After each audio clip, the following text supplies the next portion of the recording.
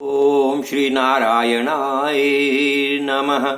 अवतारम महाविष्णु कल्के परमम अद्भुतम कलिकुलवन हंता सत्य धर्म प्रणेता नमो नमः। ओम सुमति सुताय विद्महे निष्कलंकाय धीमहि तन्नो कल्कि प्रचोदयात्। श्री नारायणाय नमः। श्री हनुमते नमः। प्रभु भक्तों, जय श्री कल्कि। अब तक की कथा में आपने श्रवण किया कि संभल नगर के चारों ओर 68 तीर्थों का निवास हो गया है और संभल नगरी ऐसी परम पावनी बन गई है। एक ओर तो नगरी अमरावती जैसी शोभा पा रही है और दूसरी ओर उस संभल नगरी में मृत्यु होने पर मोक्ष की प्राप्ति होती है।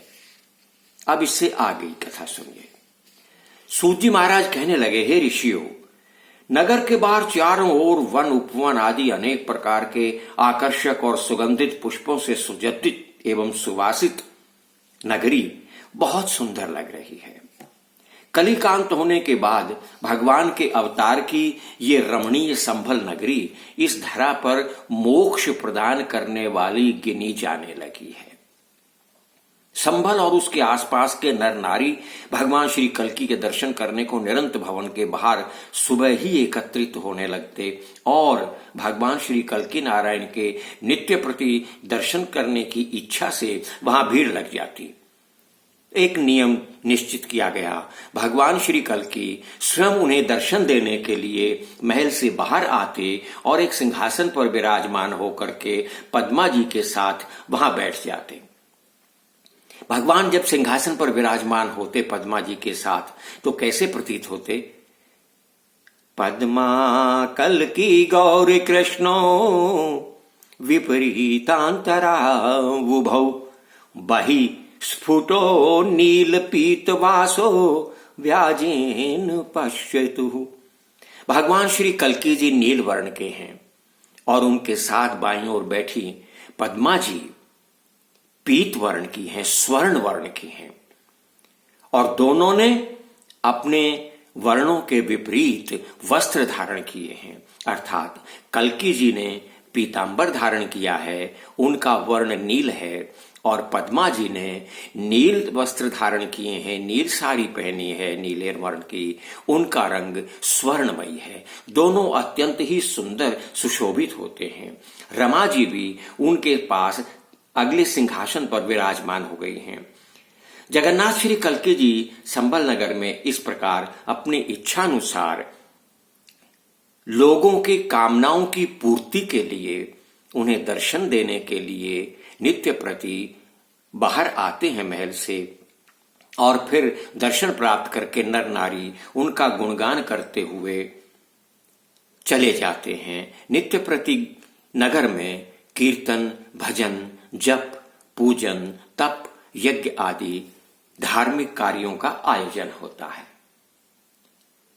तत्र कल्कि पुरस्त्रीणां नयनानंद वर्धनः पद्मया रमया कामं रराम जगती पतिः। पुर स्त्रियों के नेत्रों के आनंददाता जगन्नाथ भगवान श्री नारायण श्री कल्कि जी इस संभल ग्राम में पद्मा और रमा जी के साथ अभिलाषानुसार क्रीड़ा करने लगे हैं। एक दिन उनके मन में विचार आया कि अब मैं अपनी लीला पद्मा और रमा जी को भी दिखाऊं।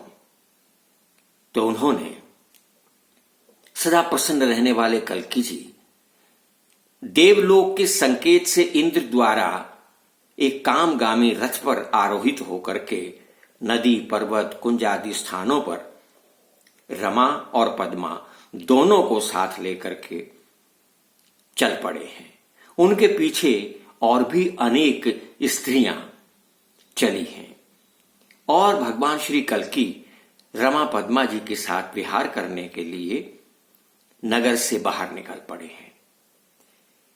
श्री कल्कि जी रात दिन अनेक नारियों एवं रमा पद्मा जी के साथ साधारण पुरुष की भांति आचरण करते हुए विभिन्न द्वीपों में विहार करने लगे हैं।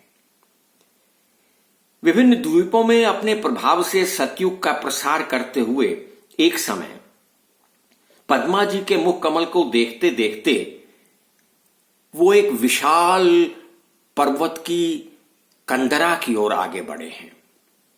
उस कंदरा के मुख पर खड़े होकर के उन्होंने चिंतन किया कि अब मैं इस गुफा में जाकर के अपनी माया इन्हें दिखाऊं। उस विशाल गुफा में कल्की जी ने प्रवेश कर लिया।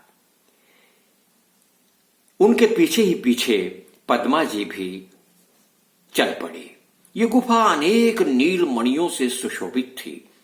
अंधकार को चीर करके जो ही आगे बढ़े, कल्की जी के साथ साथ कमल के समान कनक वर्ण पद्मा जी और अमृत कलश के समान रमा जी ने भी सहस्र दासियों के साथ उसी गुफा में प्रवेश कर लिया। अंधकार को चीरते हुए अंदर गए तो गुफा में विशेष प्रकाश फैला हुआ था।